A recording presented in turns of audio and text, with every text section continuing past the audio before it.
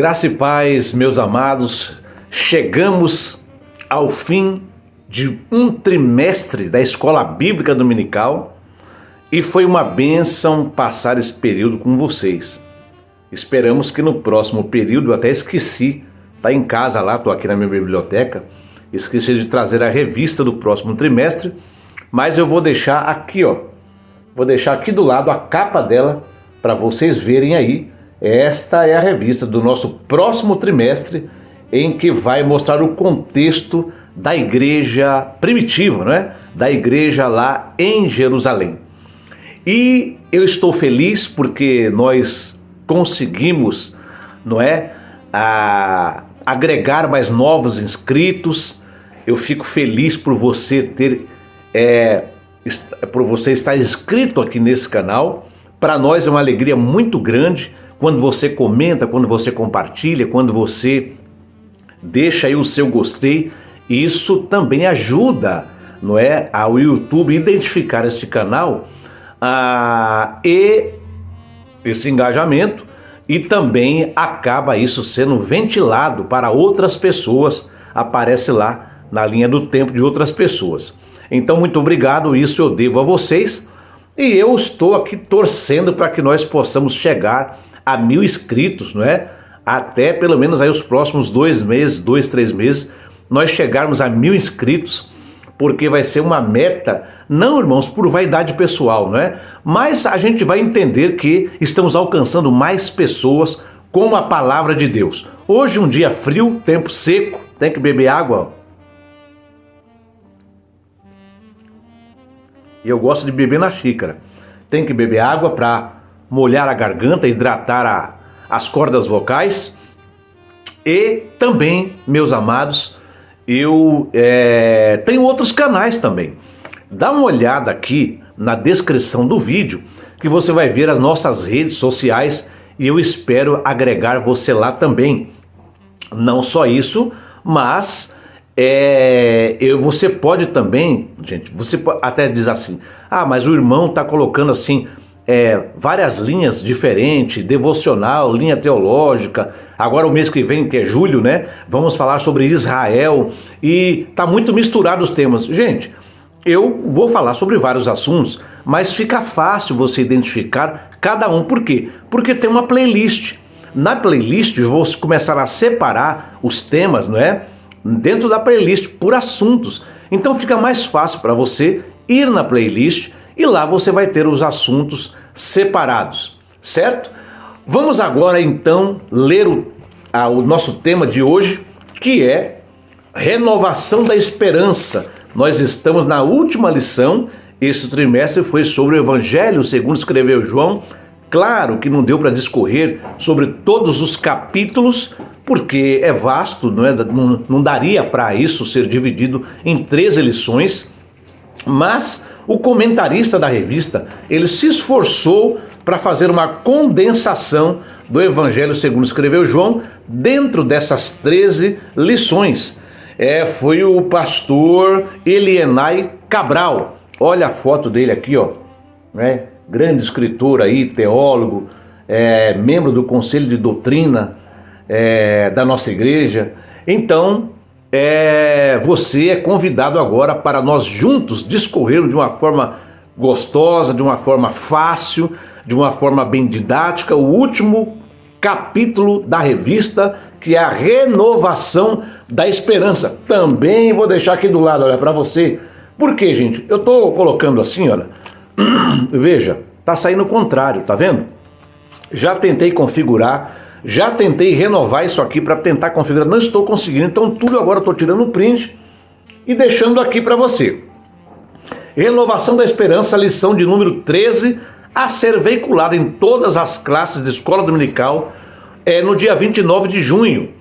E o textuário da lição, ele diz assim, se você escutar um barulho, gente, apesar que eu estou com o microfone aqui, mas se você escutar algum barulho de fora, está ventando demais, está tendo muito vento, as janelas estão chacoalhando, não é? Mas isso não vai atrapalhar a gente, não. Textuário está lá em João, capítulo 20, versículo 26, que diz assim, e 8 dias depois, estavam outra vez os seus discípulos dentro e com eles Tomé.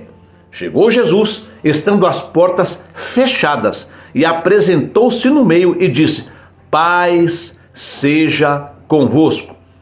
Verdade prática, a ressurreição de Cristo representa o ápice da esperança cristã. Hoje nós vamos falar sobre esperança. Imagine você um cristão sem esperança. A introdução do plano de aula, ela diz assim: a aparição de Jesus perante os discípulos transformou um instante de medo e incerteza em uma renovação da fé e felicidade.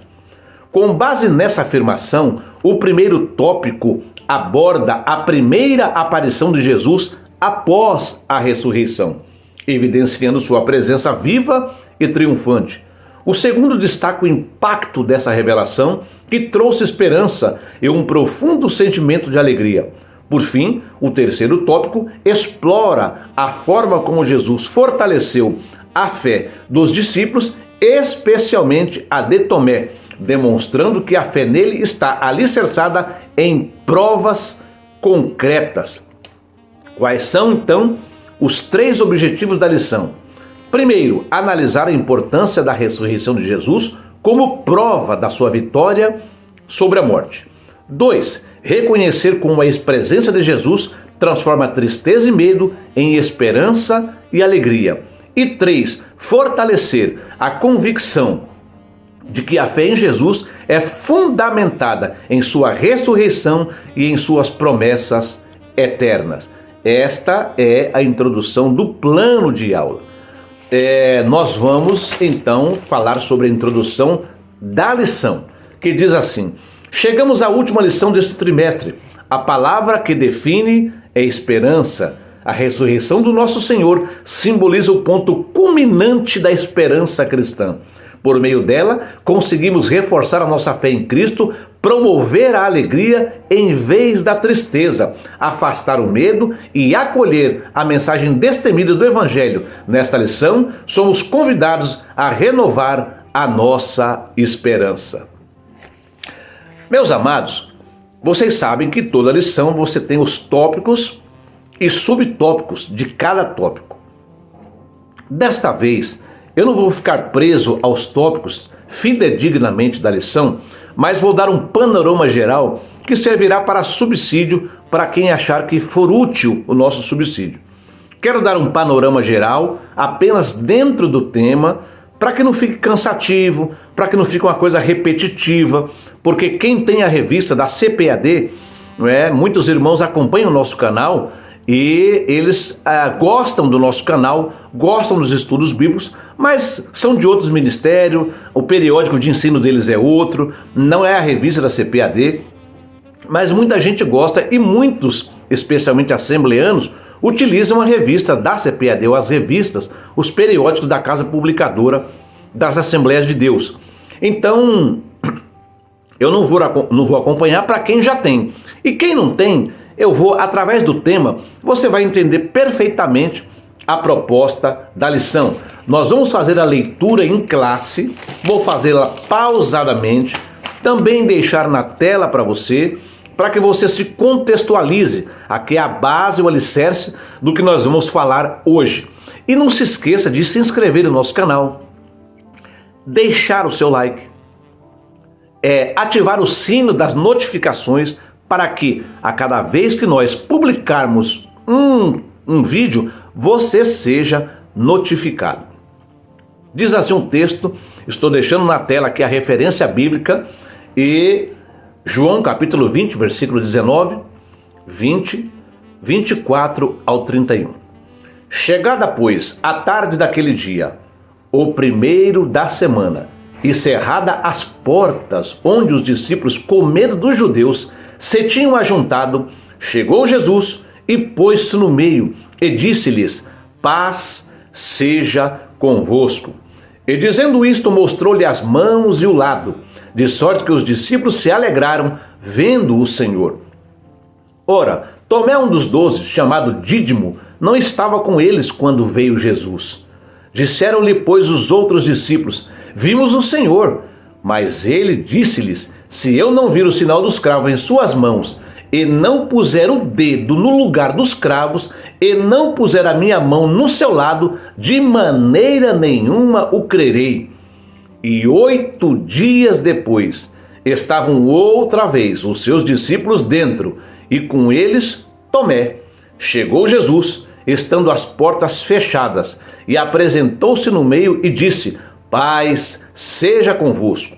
Depois disse a Tomé: põe aqui o teu dedo e vê as minhas mãos. Chega a tua mão e põe lá, no meu lado. Não sejas incrédulo, mas crente. Tomé respondeu e disse-lhes: Senhor meu e Deus meu. Disse-lhe Jesus: porque me viste, Tomé, creste? Bem-aventurado os que não viram e creram. Jesus, pois, operou também em presença de seus discípulos muitos outros sinais que não estão escritos neste livro. Estes, porém, foram escritos para que creais que Jesus é o Cristo, o Filho de Deus, e para que, crendo, tenhais vida em meu nome. Muito bem, aqui nós percebemos os discípulos, então, acuados. Eles estavam temerosos pela vida deles, escondidos em uma casa com as portas e janelas fechadas.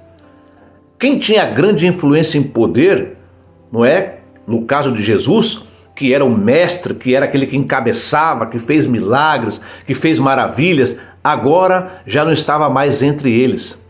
Talvez houvesse ali um misto de decepção e frustração, porque Jesus bem poderia ter usado o seu poder para tirá-los do jugo romano. Lembre-se que depois desse evento, antes de Jesus ser assunto aos céus, eles vão perguntar, não é? Depois desse evento aqui, Senhor, restaurará tu nesse tempo o reino a Israel? Está lá em Atos, no capítulo 1, um dos versículos. O Senhor vai restaurar o reino a Israel? Eles ainda tinham esperança que depois da ressurreição de Jesus, eles seriam libertos do jugo, da opressão romana. E Jesus responde lá no versículo 7 de Atos 1, dizendo o seguinte: não vos pertence saber os tempos ou as estações que o Pai estabeleceu pelo seu próprio poder. Mas vocês vão receber o poder do Espírito Santo que há de vir sobre vós. E vocês vão ser minhas testemunhas, tanto em Jerusalém, como Judeia e Samaria e até os confins da terra. Os judeus de quem os discípulos tinham medo, que disse aqui no versículo 19, eram os principais dos sacerdotes, que representavam ali o sistema religioso. E esse esconderijo era prova de que eles não estavam acreditando muito na afirmação de Maria Madalena sobre ter encontrado Jesus vivo. Lembre-se que no ato da prisão de Jesus, todos os discípulos fugiram para sua casa e só Pedro e João ficaram de longe, monitorando Jesus à distância, e especialmente João foi o único que foi até o pé da cruz. Entre a ressurreição de Jesus e a sua subida ao céu, passaram-se 40 dias e pelo menos em 10 ocasiões Jesus apareceu aos seus discípulos, não é? E que mistério! Que mistério, gente! Eles viram aquele homem já sendo entregue com o corpo todo dilacerado, morreu na cruz do Calvário, expirou, entregou o seu espírito e agora o homem aparece vivo. Olha que coisa tremenda! E fazendo um recorte aqui de um dos discípulos que aqui fala sobre Tomé, também chamado Dídimo, o fato interessante é que Tomé aparece de uma forma mais individual nesse evangelho. Ele apareceu na história da ressurreição de Lázaro. Se você ver no capítulo 11 e o versículo 16 de João, há uma citação ali de Tomé, e também naquela conversa no cenáculo de João, capítulo 14 e o versículo 5, que eu estou deixando aqui as duas referências na tela para você dar uma pausa e dar uma olhada na Bíblia. E a gente nota que ele era um seguidor leal de Jesus, mas um pouco pessimista. Algumas pessoas, em ocasião de tristeza muito grande, né, quando sofre ali um momento de desolação muito grande, ela encontra consolo com outras pessoas, mas outras, contudo, se recolhem em um canto e preferem ficar sozinha com seu pesar. Tomé, acredito eu, que faça parte desse segundo grupo, desse segundo tipo de pessoas. Quando os outros lhe procuraram e contaram as boas novas, ele não se impressionou até que ele tocou em Jesus, mas tomou lá uma bronquinha de Jesus, né? Seja crente e não incrédulo. Enfim, Jesus aparece e diz: paz seja convosco. A saudação de Jesus era uma costumeira quando os amigos se encontravam. E isso continua até hoje. Os israelitas, quando encontram o outro, eles falam, né, Shalom Aleichem. E os árabes falam Salam Aleikum. Bem parecido, né? Mas vou deixar também aí, ó, na tela para você ver a diferença, né? Shalom Aleichem, lá no hebraico, e os árabes Salam Aleikum. Parecido, né? Quando Jesus disse paz seja convosco, acredito que eles puderam lembrar quando Jesus disse a eles recentemente: a minha paz vos deixo, a minha paz vos dou, não vou lá dou como o mundo a dá. E mesmo assim, o tempo passado deve ter parecido a eles, tendo em vista tudo que aconteceu, um longo período. E pelo texto que nós lemos, a gente percebe que eles não abriram a porta da casa para que Jesus entrasse. De repente, Jesus estava ali no meio deles. E apesar disso, estava ali em forma corporal. Que mistério, né? As mãos furadas pelos pregos, o lado esquerdo pela lança, identificavam a Jesus de maneira inconfundível como aquele que fora crucificado. Outra das aparições de Jesus está registrado em Lucas capítulo 24, versículo 37, que eu acho um dos textos mais lindos da Bíblia. Está dizendo lá que nesse mesmo dia, quando Jesus morreu, né? Dois deles iam para uma aldeia, no mesmo dia não, isso foi no dia da ressurreição de Jesus. No dia da ressurreição de Jesus, eles estavam andando, os dois juntos, batendo papo, conversando, e indo para uma aldeia distante chamada Emaús. E eles iam falando sobre tudo que tinha acontecido, batendo aquele papo, dos eventos tristes para os discípulos, da prisão, do julgamento, da crucificação. E enquanto eles estavam falando, e fazendo perguntas ali um ao outro, Jesus se aproximou. Eles quase que não perceberam e ia com eles. Mas eles até olharam para Jesus. E a incredulidade, né? O texto diz que os olhos deles estavam tão fechados que eles não conheceram a Jesus. E Jesus chega e pergunta: escuta, o que vocês estão conversando aí? Que palavra que vocês estão trocando entre vocês? Por que vocês estão tão tristes, abatidos, com essa cara? E aí o Cleopas, que era um deles, disse: só você que é peregrino em Jerusalém? Você não sabe o que andou acontecendo nesses dias que passou agora? Às vezes eu brinco, né? Quando eu falo alguma coisa muito comum, que alguém não tem conhecimento, eu falo assim: você chegou de outro planeta hoje? Não está vendo o que está acontecendo na Terra? Era mais ou menos isso. Só você que é peregrino em Jerusalém, está todo mundo sabendo, está no jornal isso aí. E aí o Jesus pergunta: o que aconteceu? Né? Lógico, para estimular, para forçar eles a falar. E eles disseram: olha, são as coisas que dizem respeito a Jesus Nazareno, que foi um homem profeta, ele foi poderoso em obras, em palavras, todo o povo acompanhou a trajetória desse homem aí. Só que os principais dos sacerdotes, os nossos príncipes, pegaram ele, julgaram injustamente, entregaram o nosso Senhor à condenação, à morte, e mandaram ainda crucificar. E nós estávamos esperando que ele fosse o homem que remisse a Israel. A gente estava esperando que ele fosse um líder político, que ele tirasse a gente desse jugo. Estou aqui parafraseando, tá, gente? Mas infelizmente, com tanto poder, com tanta virtude, com tanto milagre, com tanta maravilha, ele não conseguiu fazer isso. E hoje é o terceiro dia que essas coisas acabaram acontecendo. E a gente sabe que algumas mulheres que estão entre nós, conhecidas nossas, elas foram ao sepulcro e elas chegaram lá, não acharam o corpo desse homem e voltaram dizendo também que tinha visto o anjo, e o anjo disse que ele não estava lá mais, que ele estava vivo. E alguns dos que estavam com a gente até foram lá no sepulcro e eles acabaram comprovando o que as mulheres falaram: o corpo não estava mais lá. Aí Jesus, ele pegou e disse assim: ei, nécios, seus tardos de coração, não é? Vocês deveriam estar crendo em tudo que os profetas falaram. Porventura não convinha que o Cristo padecesse e essas coisas entrassem na sua glória? Vocês esqueceram lá do antigo, né, da antiga aliança e de como tudo foi escrito? E aí Jesus então ele começa naquela caminhada, né? Começando por Moisés, foi passando por todos os profetas. E Jesus, irmão, deu uma pregação para eles. Que maravilha você ouvir uma pregação direta do próprio Jesus. E nesse meio de tempo eles acabaram chegando à aldeia para onde eles iam. E o Jesus ele fez como se ele fosse para mais longe, né? Olha, beleza, tchau, falou gente, shalom Adonai, shalom aleichem, até mais e tal. E eles acabaram falando, não, Senhor, fica conosco, já é tarde, né? Está anoitecendo aí. E Jesus então entrou para ficar com eles.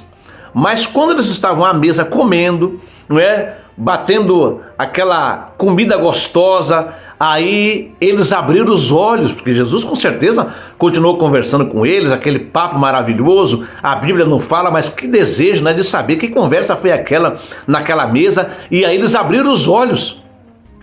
Só que quando eles conheceram a Jesus, não sei se eles olharam para algum canto, um para o outro, não é, estupefado assim, um olhando para o outro. Quando eles olharam de volta, Jesus desapareceu.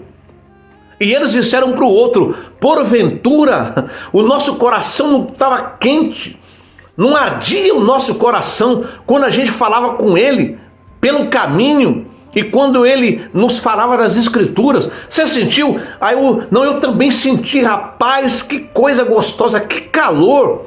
E na mesma hora, eles se levantaram, voltaram para Jerusalém. Olha a caminhada que eles deram. Eles acho que nem acabaram de comer.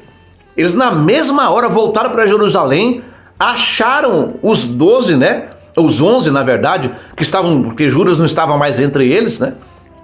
Era o Matias que substituiu. E eles acharam 11 e tinha mais gente com eles lá. E eles começaram a dizer, olha, ressuscitou verdadeiramente.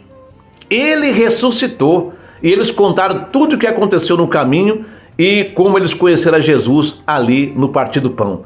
Irmão, você não fica emocionado quando você ouve um negócio desse?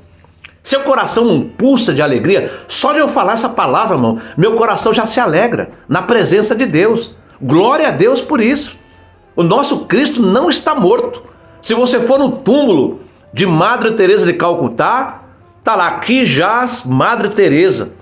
Você vai no túmulo do Buda, você vai no túmulo de Maomé, você vai no túmulo de tantos religiosos aí, todos eles estão lá com a lápide escrita que aqui jaz fulano de tal. Mas quem hoje for para Israel, vai ver escrito lá, não está aqui, mas ressuscitou. E eles acabaram então ficando espantados, atemorizados. Por quê? Porque depois que eles começaram a contar sobre Jesus, Jesus apareceu no meio deles na hora. Jesus apareceu e eles ficaram estupefatos, espantados. No versículo 37 do capítulo 24 de Lucas, diz que eles ficaram atemorizados, pensando que estava vendo um espírito, mas ali estava a prova do que os caminhantes de Emaús estavam falando, ou tinham acabado de falar. Aí Jesus calmamente, com aquela voz meiga, com aquela voz suave, ele pergunta, por que estáis perturbados? Por que sobem tais pensamentos aos vossos corações? Oh glória, vede as minhas mãos, vede os meus pés que sou eu mesmo, apalpai-me e vede, pois o espírito não tem carne nem ossos, como vedes que eu tenho. Eu fico até emocionado, irmão, porque é a palavra de Deus, fico até emocionado. Olha as minhas mãos, olha os meus pés, não é? E dizendo isto, mostrou-lhe as mãos e os pés, e não crendo eles ainda, porque a alegria deles foi tanta, irmãos, a alegria daqueles homens foi tanta, foi um momento tão emocionante, que, irmãos, quem sabe Deus vai, quando a gente estiver na glória, Deus abre um telão assim e mostra para nós aquele momento, porque vai ser revelada coisas para nós que não chegou ao nosso coração. E aí a alegria foi tanta que eles ficaram maravilhados. Aí Jesus pergunta: vocês têm aqui alguma coisa para comer? E então eles apresentaram uma parte de um peixe assado e um favo de mel. Aí Jesus pega, eles ficam tudo olhando, espantados, talvez calados, com os olhos esbugalhados, olhando em Jesus. Jesus põe ali o peixe, começa a comer. Daqui a pouco Jesus começa a comer o mel calmamente na frente deles. Aí Jesus, depois que está saciado, ele diz: são estas as palavras que eu disse para vocês quando eu estava com vocês ainda, que convinha que tudo que de mim estava escrito na lei de Moisés e nos profetas e nos salmos se cumprisse. Aí Jesus então abriu o entendimento deles para que eles compreendessem as escrituras. E aí Jesus continua dizendo: está escrito, assim convinha que o Cristo padecesse e ao terceiro dia ressuscitasse de entre os mortos, e em seu nome se pregasse o arrependimento e a remissão de pecados em todas as nações, começando pelo lugar que vocês estão aqui. Vocês têm que começar em Jerusalém. E dessas coisas vocês são testemunhas. Vocês estão me vendo aqui agora. Eu envio sobre vocês a promessa de meu Pai. Ficai na cidade de Jerusalém, até que do alto sejais revestidos de poder. Nas entrelinhas, eu não vim aqui para poder libertar vocês do jugo romano, não vim me meter com política, eu não vim me candidatar a vereador, a deputado estadual, deputado federal, a senador, não vim me candidatar a ser governador aqui, né, de Jerusalém e de lugar nenhum. Eu vim aqui dar poder para vocês. Eu vou revestir vocês de poder. Aquilo que vocês viram fazendo, os milagres, as maravilhas, as coisas sobrenaturais, as coisas que são do campo da metafísica, vocês agora vão receber essa carga de poder. E aí a Bíblia diz que Jesus, no capítulo 51 de Lucas 24, que Jesus então, não é, levou eles lá para Betânia, até a aldeia de Betânia, e levantou as mãos e abençoou aqueles homens. Depois que Jesus abençoou, irmãos, a Bíblia diz que então Jesus começa a levitar, Jesus começa a subir, Jesus começa, o seu corpo começa a tomar as alturas, e aqueles homens ficaram olhando para Jesus ali subindo, e ele foi elevado ao céu. E lá em Atos está dizendo assim que tinha dois anjos, né? Ali como se fosse uma escolta, dizendo: varões, por que vocês estão olhando para cima? Este mesmo que vocês estão vendo subir, um dia ele vai voltar. E a Bíblia diz que eles adorando, não é? Adorando, eles tornaram com grande júbilo para Jerusalém. E aí eles foram para o templo, irmãos, e a Bíblia diz que eles ficavam ali louvando, bendizendo a Deus pela alegria de ter visto o cumprimento das Escrituras. Então, meus amados, a nossa convicção hoje é que Jesus está vivo, assentado à direita do Pai. É por isso que em nossas igrejas nós não temos a imagem do Cristo morto e nem oramos a uma estátua muda. Um dia desses eu passei aqui em São Paulo, sou de São Paulo, capital. Muitos irmãos que estão vendo nossos vídeos são de outras partes do Brasil e do mundo. Eu sou de São Paulo, capital. Nós temos aqui a Igreja da Sé, uma construção gótica muito bonita. Já tive a oportunidade de entrar ali várias vezes para admirar aquela construção. E eu me recordo que eu entrei com a minha filha Laura, e nós percebemos ali algumas pessoas de joelho, chorando, de mão posta, aquele silêncio, falando com aquele Cristo feito de material de gesso, sei lá, orando, falando com ele. Mas ele já não pode ouvir. Por isso que nós não temos imagem em nossas igrejas de um Cristo morto. O Salmo 115, o salmista inspirado por Deus, ele diz assim: não a nós, Senhor, não a nós, mas ao teu nome da glória, por amor da tua benignidade, da tua verdade. Porque dizem os gentios: aonde está o teu Deus? Mas o nosso Deus está nos céus e faz tudo o que lhe apraz. Os ídolos deles são prata e ouro, obra das mãos dos homens. Tem boca, mas não fala. Tem olhos, mas não veem. Tem ouvidos, mas não ouvem. Tem nariz, mas não cheiram. Tem mãos, mas não apalpas. têm pés, mas não andam, nem som algum sai da sua garganta. A eles se tornam semelhantes os que o fazem, ou seja, mortos, como todos os que neles confiam. Israel confia no Senhor, Ele é o seu escudo e o seu auxílio. Se Ele não era, é porque Ele está vivo. Hebreus 13:8, Jesus Cristo é o mesmo ontem, hoje e eternamente. Tem pregador que diz será eternamente, não, Ele é eternamente. E agora, queridos, nós temos nas Escrituras alguns versículos que eu separei aqui, não é, para você, e um deles é João capítulo 11, versículo 25 e 26, porque nós temos prova de que Jesus está vivo. Qual é a prova? A palavra de Deus, que ela é viva, é eficaz, mais penetrante do que espada alguma, de 2 gumes, e penetra até a divisão da alma e do espírito, das juntas medulas, e é apta para discernir os pensamentos e intenções do coração do homem. E esse versículo diz assim: eu sou a ressurreição e a vida. Quem crê em mim, ainda que morra, viverá. E todo aquele que vive e crê em mim, nunca morrerá. Crês tu isso?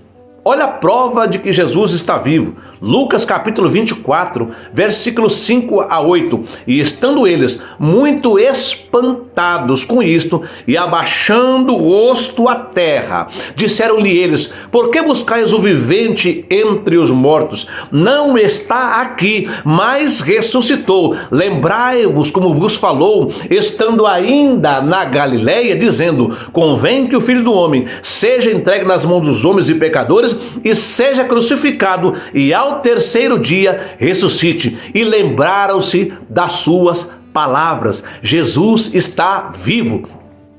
Romanos capítulo 6, versículo de número 8. Ora, se já morremos com Cristo, também cremos que com Ele viveremos. Jesus está vivo.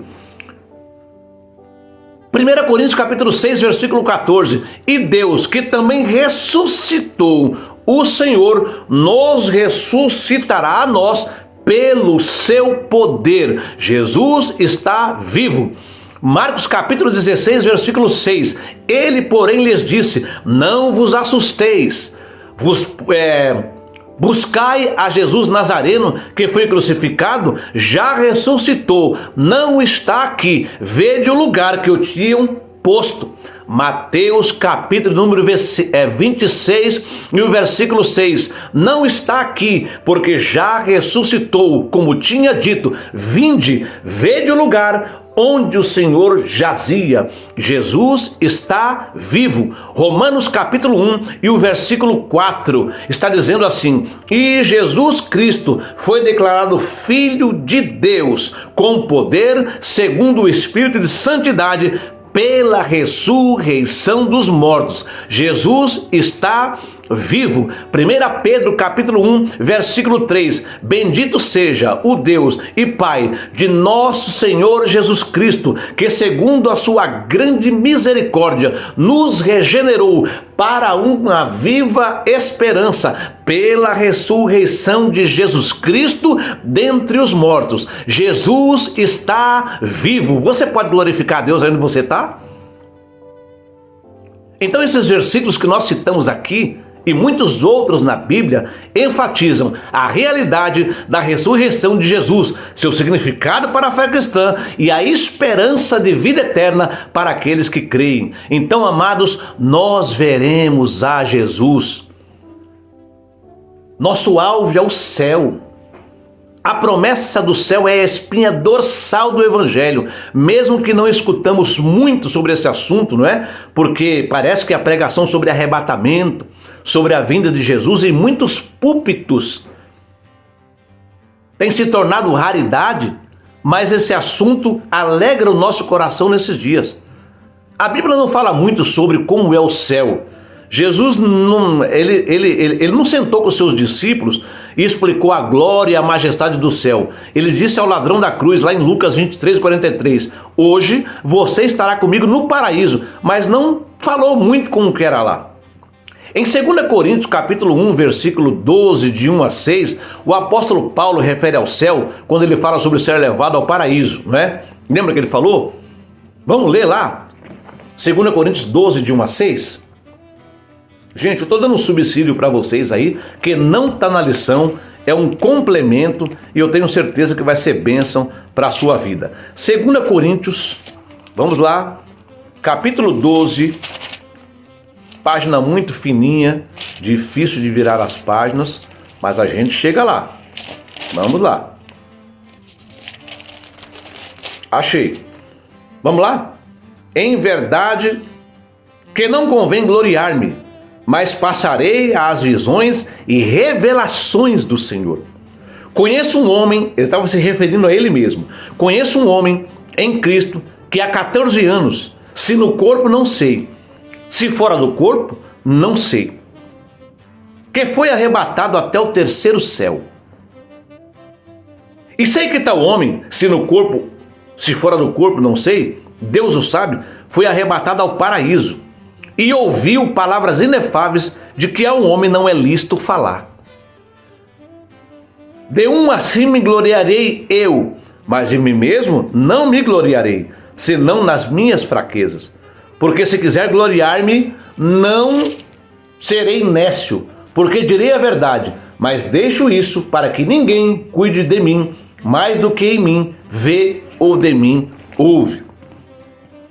Ele está dizendo aqui que ele viu lá, ele ouviu coisas que o impressionaram tanto que ele não saberia descrever. Embora ele fosse agradecido por sua vida, pelo seu chamado, durante os seus anos de ministério, o seu desejo contínuo era ir para casa e estar com o Senhor. Ele falava eloquentemente sobre a sua esperança pelo céu, e ele escreveu, inclusive, em 2 Coríntios, capítulo 5, versículo 8, assim: temos, pois, confiança e preferimos estar ausentes do corpo, ou no corpo, e habitar com o Senhor. Paulo não estava muito nem aí se ele ia ficar para cá, vivo, se ele ia morrer. Ele disse que o viver era o lucro, o morrer era ganho. Enfim, nós sabemos que o trono de Deus está no céu e Jesus está lá com os anjos em multidões incontáveis. Paulo diz que uma vez que nós estivermos no céu, nós vamos ver Jesus face a face. Está lá em 1 Coríntios 13, 12. Nós vamos olhar para Jesus, irmãos, face a face. Você já pensou que lindo? Vale a pena tanto sofrimento, tanta luta, tanta provação que você passa aqui, querido. Talvez você esteja vendo esse vídeo agora enfermo, no leito de enfermidade, preocupado. Mas saiba de uma coisa, depois dessa vida, essa palavra que nos garante que nós estaremos no paraíso e um dia veremos a Jesus como Ele é. Claro, num corpo glorificado, num corpo espiritual. Nós teremos acesso pessoal e imediato ao Senhor pela eternidade. E a lei, olha, só isso, só de você estar na presença de Jesus, só isso já deveria alegrar o seu coração. Jesus disse que os lugares já estão preparados. Nós estaremos descansando e sendo igreja o tempo todo no céu.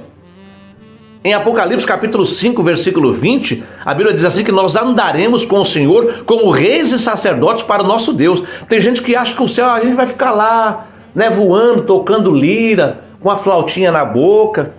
Será que não vai dar um tédio, não? A gente ficar lá na rua de ouro, rua de cristal, muro de cristal, lá perto da árvore da vida. O que a gente vai fazer lá? Pela eternidade, não vai enjoar, não. Mas que pensamento pequeno, né? Medíocre. Se está dizendo que nós vamos ser reis e sacerdotes, é porque nós vamos ter uma atividade no céu. Nós vamos ter trabalho no céu. Não esse trabalho aqui que você fica cansado, chega suado, pega ônibus lotado, cheio, não. Nós teremos utilidade, seremos obreiros no céu. Apocalipse 5 e 10, lê lá.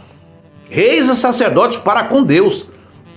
Nós vamos ter atribuições emocionantes nesse novo mundo. Nós vamos atuar como seus servos. Veja Apocalipse capítulo 22, versículo 3, me vê a memória agora. Apocalipse 22 e 3, vamos ver o que está escrito lá? Só para renovar a tua esperança e a minha? Olha só.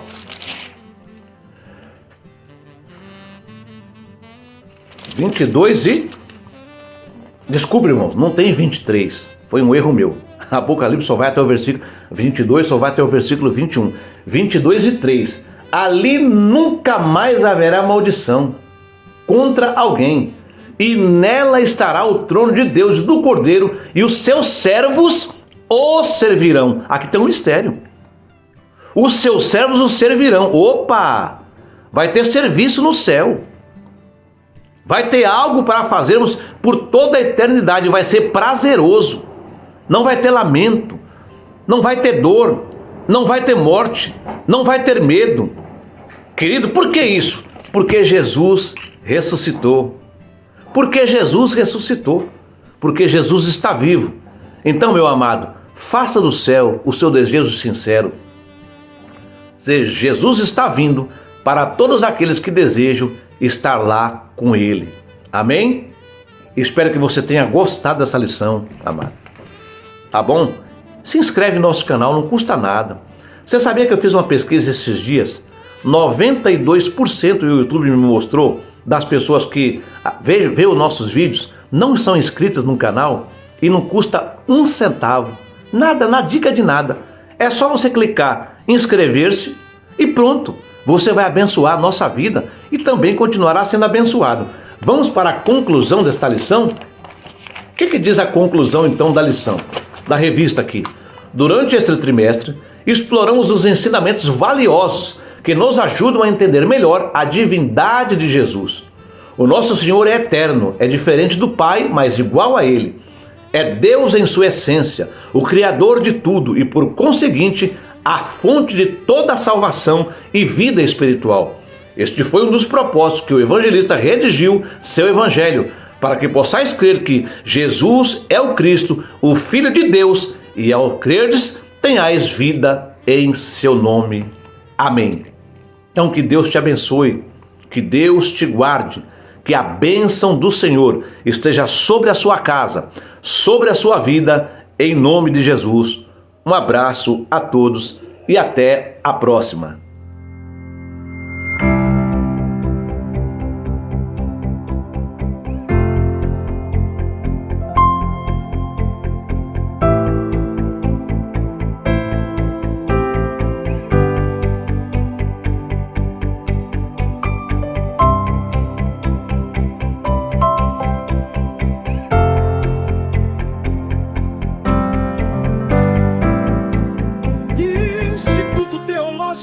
Brasil, invista na sabedoria da palavra de Deus, na sua vida e no seu ministério. Seja um cristão mais preparado.